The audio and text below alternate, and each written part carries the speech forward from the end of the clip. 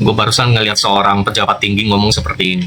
Nggak peduli dolar berapa, nggak peduli IHSG tuh turun ke berapa. Faktanya itu pemerintah yang sekarang berhasil menaikkan PDB itu sampai 5,11%. Lalu, apakah kita berarti tambah kaya?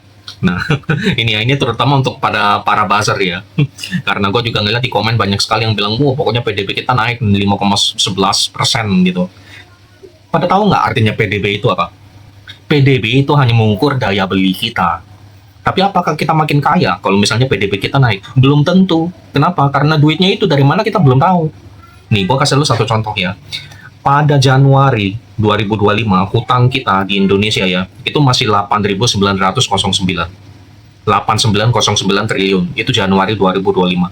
Desember 2025 itu membengkak jadi 9.637 triliun. Jadi kita naik 700 triliun lebih hanya dari Januari sampai Desember itu 1 tahun. Jadi kita naik hutangnya itu 8 sekian persen, 8, sekian persen. Lo mau tahu nggak itu artinya apa? PDB naik 5,11% itu adalah karena kita ngutang. Jadi duitnya yang kita putar di Indonesia itu adalah hasil utangan yang suatu saat kita harus bayar lagi. Itu adalah hasil dari jual obligasi, jual surat utang negara. Itu duitnya yang suatu saat kita harus bayarkan. Bukan berarti kita tambah kaya, kagak. Karena duitnya itu dari utangan. Nah, itulah PDB. Makanya kalau misalnya ada orang bilang, oh PDB tinggi berarti kaya, belum tentu. Itu nggak tepat sebetulnya.